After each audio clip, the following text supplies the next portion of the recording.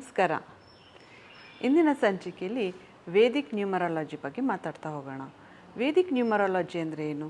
Numerology ನಮ್ಮ ಜೀವನ ಶೈಲಿಯಲ್ಲಿ ಹೇಗೆ ಇಂಪ್ಯಾಕ್ಟ್ ಮಾಡುತ್ತೆ, ಅದು ಏನನ್ನು ಸೂಚಿಸುತ್ತೆ, ಅಥವಾ ವ್ಯಕ್ತಿಯ ಪರ್ಸ್ನಾಲಿಟಿ ಹೇಗಿರುತ್ತೆ, ಅಥವಾ ಅವರ ಗುಣಗಳು ಹೇಗಿರುತ್ತೆ, ಇದು ನಮ್ಮ ಜೀವನದಲ್ಲಿ ಜೀವನ ಶೈಲಿ ಮೇಲೆ ಹೇಗೆ ಇಂಪ್ಯಾಕ್ಟ್ ಆಗುತ್ತೆ, ಅಥವಾ ಒಂದು ಹೊಸ ರಿಲೇಷನ್ಶಿಪ್ ಮಾಡಬೇಕಾಗತ್ತೆ, ಅಥವಾ ಒಂದು ಹೊಸ ಕೆಲಸ, ಅಥವಾ ಹೊಸ ಯಾವುದೋ ಒಂದು ನಿರ್ಧಾರ ಡಿಸಿಷನ್ಗಳನ್ನ ತೊಗೋಬೇಕಾಗತ್ತೆ.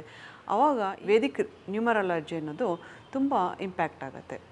ಈಗ ನಾವೊಂದು ಯಾವುದೋ ಒಂದು ಹೊಸ ಸಂಬಂಧ ಬೆಳೆಸ್ಬೇಕಾಗತ್ತೆ, ಆದರೆ ಈ ಪರ್ಸ್ನಾಲಿಟಿ ನಮಗೆ ಮ್ಯಾಚ್ ಆಗ್ತಾರೋ ಇಲ್ವೋ, ಅಥವಾ ನಮ್ಮನೇಲಿ ಎಷ್ಟೊಂದು ಜನ ಇರ್ತಾರೆ, ನನ್ನ ಗಂಡ ಹೇಗೆ ಅಥವಾ ನನ್ನ ಮಕ್ಕಳು ಹೇಗೆ, ಈ ಪರ್ಸ್ನಾಲಿಟಿಲಿ ಅಥವಾ ಈ ನಂಬರಲ್ಲಿ ಹುಟ್ಟಿದವ್ರ ಪರ್ಸ್ನಾಲಿಟಿ ಹೇಗಿರುತ್ತೆ, ಅವ್ರ ಗುಣಗಳು ಹೇಗಿರುತ್ತೆ, ಇವ್ರ ಜೊತೆ ನಾವು ಹೇಗೆ ವರ್ತಿಸ್ಬೋದು, ಅಥವಾ ಅವ್ರು ಯಾಕೆ ಈ ಥರ ವರ್ತಿಸ್ತಾ ಇದ್ದಾರೆ ಅನ್ನೋದನ್ನ ಈ ನ್ಯೂಮರಾಲಜಿ ಮುಖಾಂತರ ತಿಳ್ಕೊಬೋದು.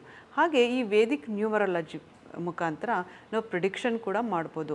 ಈ ಅಂತರ್ದಶ ನೋಡೋದಾಗಲಿ, ಅಥವಾ ಮಹಾದಶ ನೋಡೋದಾಗಲಿ, ಅಥವಾ ನಾವು ಲೈಫಲ್ಲಿ ಯಾವುದೇ ಒಂದು ಇಂಪಾರ್ಟೆಂಟ್ ಡಿಸಿಷನ್ ಮೇಕಿಂಗ್ ಮಾಡ್ಬೋದು, ಅಥವಾ ನಮಗೆ ಫರ್ಟಿಲಿಟಿಗೆ ಯಾರು ಟ್ರೈ ಮಾಡ್ತಾ ಇರ್ಬೋದು, ಅಥವಾ ಹೊಸ ಮನೆ ನಾನು ಯಾವಾಗ ತೊಗೋತೀನಿ, ಹೊಸ ಕಾರ್ ಯಾವಾಗ ತೊಗೋತೀನಿ, ಅಥವಾ ನನ್ನ ಆಪರ್ಚುನಿಟೀಸ್ ಯಾಕೆ ಬರ್ತಾಯಿಲ್ಲ, ಅಥವಾ ನನಗಿವಾಗ ಯಾವ ದೇಶ ನಡೀತಾ ಇದೆ, ಅದ್ರ ಮುಖಾಂತರ ನಾನು ನನ್ನ ಜೀವನದಲ್ಲಿ ಹೇಗೆಲ್ಲ ನಾನು ಡಿಸಿಷನ್ ಮೇಕಿಂಗ್ ಮಾಡ್ಬೋದು. ಹಾಗೆ ಈ ವ್ಯಕ್ತಿಯ ಒಂದು ಗುಣಗಳನ್ನ ನಾವು ಅರ್ಥ ಮಾಡಿಕೊಂಡು ಅವ್ರು ಯಾಕೆ ಈ ಥರ ಆಡ್ತಾ ಇದ್ದಾರೆ, ಅಥವಾ ಇದು ನಮ್ಮ ಲೈಫ್ ಮೇಲೆ ಹೇಗೆ ಇಂಪ್ಯಾಕ್ಟ್ ಆಗ್ತಿದೆ, ನಾವು ಏನಾದರೂ ಒಂದು ಕರೆಕ್ಷನ್ ಮಾಡ್ಕೋಬೋದಾ, ಅಥವಾ ಒಂದೊಂದು ನಂಬರ್ಗೆ ಒಂದೊಂದು ಥರ ನಾವು ಆಟ್ರಿಬ್ಯೂಟ್ಸ್ನ ನೋಡ್ತಾ ಹೋಗ್ಬೋದು. ಪರ್ಸ್ನಾಲಿಟಿ ಆಗಿರ್ಬೋದು, ಅಥವಾ ಈ ಒಂದು ಗ್ರಹಗಳು ಒಂದೊಂದು ನಂಬರ್ಗೂ ಕೂಡ ಒಂದೊಂದು ಗ್ರಹಗಳು ಪರಿಣಾಮ ಬೀರ್ತಾ ಇರುತ್ತೆ. ಯಾಕೆ ಈ ಪರಿಣಾಮ ಬೀರ್ತಾ ಇದೆ, ನನಗೆ ಸೂರ್ಯ ಉಚ್ಚನಾಗಿದ್ದಾನ, ನೀಚನಾಗಿದ್ದಾನ, ಇದು ಹೆಚ್ಚು ಕಡಿಮೆ ಒಂದು ಅಸ್ಟ್ರಾಲಜಿ ಥರನೇ ಇದು ವರ್ಕ್ ಆಗುತ್ತೆ. ವೇದಿಕ್ ಅಸ್ಟ್ರಾಲಜಿ ಅಂದರೆ ವೇದಿಕ್ ನ್ಯೂಮರಾಲಜಿ ಅನ್ನೋದು ಅಸ್ಟ್ರಾಲಜಿ ಥರನೇ ವರ್ಕ್ ಆಗುತ್ತೆ. ಹಾಗೆ ನಮ್ಮ ಜೀವನದಲ್ಲಿ ಇದು ತುಂಬ ಇಂಪಾರ್ಟೆಂಟ್ ಕೂಡ, ಯಾಕಂದರೆ ನಂಬರ್ ಅನ್ನೋದು ತುಂಬ ಇಂಪಾರ್ಟೆಂಟು. ಹೀಗೆ ಇದು ವೇದಿಕ್ ನ್ಯೂಮರಾಲಜಿ ಹೇಗೆ ಈ ನಂಬರ್ ಮೇಲೆ ಡಿಪೆಂಡ್ ಆಗುತ್ತೆ, ಅಥವಾ ಯಾವ ಗ್ರಹ ಯಾವ ನಂಬರ್ಗೆ ಸೂಚಿಸುತ್ತೆ, ನಮ್ಮಲ್ಲಿ ಯಾವ ನಂಬರ್ಸ್ ಜಾಸ್ತಿ ಆದರೆ ಯಾವ ಗುಣ ಆ್ಯಂಪ್ಲಿಫೈ ಆಗುತ್ತೆ, ಯಾವ ಗ್ರಹದ ಪರಿಣಾಮ ಜಾಸ್ತಿ ಆಗುತ್ತೆ, ಇದಕ್ಕೆ ಪರಿಣಾಮಗಳೇನು, ಅಥವಾ ಇದಕ್ಕೆ ಪರಿಹಾರಗಳು ಏನೇನು ಮಾಡ್ಕೋಬೋದು ಅನ್ನೋದನ್ನ ನಾವು ನೋಡ್ತಾ ಹೋಗೋಣ. ಮೊದಲನೇದಾಗಿ ನಂಬರ್ 1, ಯಾರ್ಯಾರೆಲ್ಲ ನಂಬರ್ 1 ಅಥವಾ ನಂಬರ್ 19 ಅಥವಾ 28 ಅಂದರೆ 1, 19, 28 ಇದರಲ್ಲೆಲ್ಲ ಯಾರು ಹುಟ್ಟಿರ್ತಾರೆ, ಇವರ ಗುಣಗಳೇನು ಅಂತ ನೋಡ್ತಾ ಹೋಗೋಣ. ನಂಬರ್ 1 ಅಂದರೆ ನಮಗೆಲ್ರಿಗೂ ಗೊತ್ತು, ಸನ್ ಎನರ್ಜಿ ಇವರಲ್ಲಿ ತುಂಬ ಹೆಚ್ಚಾಗಿರುತ್ತೆ. ಯಾರಲ್ಲಿ ತುಂಬ ಸನ್ ಎನರ್ಜಿ ಜಾಸ್ತಿ ಇರುತ್ತೆ. ಈ ಸನ್ ಅಂದರೆ ಒಂದು ಕಿಂಗ್ ನಂಬರ್ ಇದು. ಅಂತಂದರೆ ಇವರು ಏನಾಗ್ತಾರೆ ಅಂದರೆ ಸೇಮ್ ಸನ್ ಥರನೇ ಇರ್ತಾರೆ. ಅಂದರೆ ಸೂರ್ಯನ ಒಂದು ಗುಣಗಳು ಇವರಲ್ಲಿ ಜಾಸ್ತಿ ಇರುತ್ತೆ. ತುಂಬ ಬ್ರೈಟಾಗಿರ್ತಾರೆ, ಮತ್ತು ತುಂಬ ಯಾವಾಗಲೂ ಗ್ರೋತ್ ಕಡೆ ಗಮನ ಕೊಡ್ತಾ ಇರ್ತಾರೆ, ತುಂಬ ಖುಷಿಯಾಗಿ ಲವಲವಿಕೆಯಾಗಿರ್ತಾರೆ ಇಂಥವ್ರು. ಮತ್ತು ಹೇಳಬೇಕು ಅಂತಂದರೆ ಇಂಥ ನಂಬರ್ 1ನಲ್ಲಿ ಯಾರ್ಯಾರು ಹುಟ್ಟಿರ್ತಾರಲ್ಲ ಅವ್ರಿಗೆ ತುಂಬ ಹೈಲಿ ಎನರ್ಜೆಟಿಕ್ ಪವರ್ ಇರುತ್ತೆ. ಅವ್ರನ್ನ ನೋಡ್ತಾ ಇರಿ, ಯಾವಾಗಲೂ ತುಂಬ ಸಂತೋಷವಾಗಿರ್ತಾರೆ, ಅವ್ರ ಜೊತೆ ಯಾವಾಗಲೂ ಜನ ಇದ್ದೇ ಇರ್ತಾರೆ. ಅಂದರೆ ನಂಬರ್ 1 ಅಂತ ಹೇಳಿದ್ರೆ ನಾವು ಲೀಡರ್ಶಿಪ್ ನಂಬರ್ ಅಂತಲೂ ಹೇಳ್ಬೋದು. ಅವ್ರು ಯಾವಾಗಲೂ ಲೀಡರ್ಶಿಪ್ ಮಾಡೋದಕ್ಕೆ ಅಂದರೆ ಲೀಡಿಂಗ್ ಮಾಡೋದಕ್ಕೆ ಇಷ್ಟಪಡ್ತಾರೆ. ಒಂದು ಟೀಮ್ನ ಕಟ್ಕೊಂಡು ಅದರಲ್ಲಿ ಲೀಡ್ ಮಾಡಿಕೊಂಡು ಅವರು ಲೀಡರ್ ಆಗಿರೋದಕ್ಕೆ ತುಂಬ ಇಷ್ಟಪಡ್ತಾರೆ. ಹಾಗೆ ನಂಬರ್ 1ನಲ್ಲಿ ನಾವು ಬೇರೆ ಏನು ನೋಡ್ಬೋದು ಅಂದರೆ ಅವ್ರು ಯಾವಾಗಲೂ ಗ್ರೋತ್ ಅಥವಾ ಬಿಸ್ನೆಸ್, ನಾನು ಹೇಗೆ ಮನಿ ಮಾಡ್ಬೋದು, ನಾನು ಹೇಗೆ ನನ್ನ ಜೀವನದಲ್ಲಿ ಮುಂದೆ ಬರ್ಬೋದು, ಅಥವಾ ತನ್ನ ಜೊತೆ ಯಾರ್ಯಾರು ಇರ್ತಾರೋ ಅವ್ರನ್ನೆಲ್ಲ ಹೇಗೆ ಸಂತೋಷವಾಗಿಡ್ಬೋದು ಅನ್ನೋದ್ರ ಬಗ್ಗೆನೇ ಯೋಚನೆ ಮಾಡ್ತಿರ್ತಾರೆ. ಮತ್ತು ಇಂಥವ್ರಿಗೆ ಸ್ವಲ್ಪ ಈಗೋ ಜಾಸ್ತಿನೇ ಇರುತ್ತೆ. ಮತ್ತು ಇವ್ರೇನು ಮಾಡ್ತಾರಪ್ಪ ಅಂತಂದರೆ ಇವ್ರು ಯಾವಾಗ್ಲೂ ಅಭಿವೃದ್ಧಿ ಕಡೆನೇ ಗಮನ ಹರಿಸ್ತಾ ಇರ್ತಾರೆ. ಇವ್ರ ಎನರ್ಜಿ ಹೇಗಿರುತ್ತೆ ಅಂದರೆ ಮಾರ್ನಿಂಗು ಸೂರ್ಯ ಹುಟ್ತಾ ಹೇಗೆ ಸಾಫ್ಟಾಗಿರ್ತಾರೆ, ಇವರು ಹಾಗೆ ತುಂಬ highly energetic, soft and bright ಆಗಿರ್ತಾರೆ. ಮಧ್ಯಾಹ್ನ ಬರ್ತಾ ಸ್ವಲ್ಪ ಅಗ್ರಿಗೇಷನ್ ಜಾಸ್ತಿ ಆಗುತ್ತೆ. ಹಾಗೆ ತುಂಬ ಒಂದು ಬ್ರೈಟಾಗಿ ಒಂದು ಏನು ಅಂತಂದರೆ ಕೆಲಸದಲ್ಲಿ ಮುಕ್ತರಾಗಿ ಅವ್ರು ಯಾವಾಗಲೂ ಜಾಬ್ ಓರಿಯೆಂಟೆಡ್ ಆಗಿರ್ತಾರೆ. ಹಾಗೆ ಸನ್ಸೆಟ್ ಆಗ್ತಾ ಅವ್ರ ಎನರ್ಜಿ ಮಾತ್ರ ನಿಲ್ಲಿಸಲ್ಲ, ಅವರು ಪೂರ್ತಿ ದಿನ ಎನರ್ಜೆಟಿಕ್ ಆಗಿ ವರ್ಕ್ ಮಾಡ್ತಾ ಇರ್ತಾರೆ. ಮತ್ತು ಇವರು ಏನು ಅಂತಂದರೆ ಸ್ವಲ್ಪ ಸ್ಟಬ್ಬನ್ ಇರ್ತಾರೆ, ಯಾರ ಜೊತೆನೂ ತಲೆ ಬಗ್ಸೋದಕ್ಕೆ ಇಷ್ಟಪಡೋದಿಲ್ಲ, ಯಾವಾಗಲೂ ತಾನು ಹೇಳಿದ್ದೇ ನಡಿಬೇಕು ಅಂತ ಇಷ್ಟಪಡ್ತಿರ್ತಾರೆ. ಮತ್ತು ನಾನು ಮಾಡೋದೇ ಸರಿ, ನಾನು ಯಾವ ಥರ ಇರ್ತೀನಿ, ನನ್ನ ಸುತ್ತ ಇರೋ ಜನನೂ ಅದೇ ಥರ ಇರಬೇಕು ಅನ್ನೋದು ಇವರ ಆಸೆ.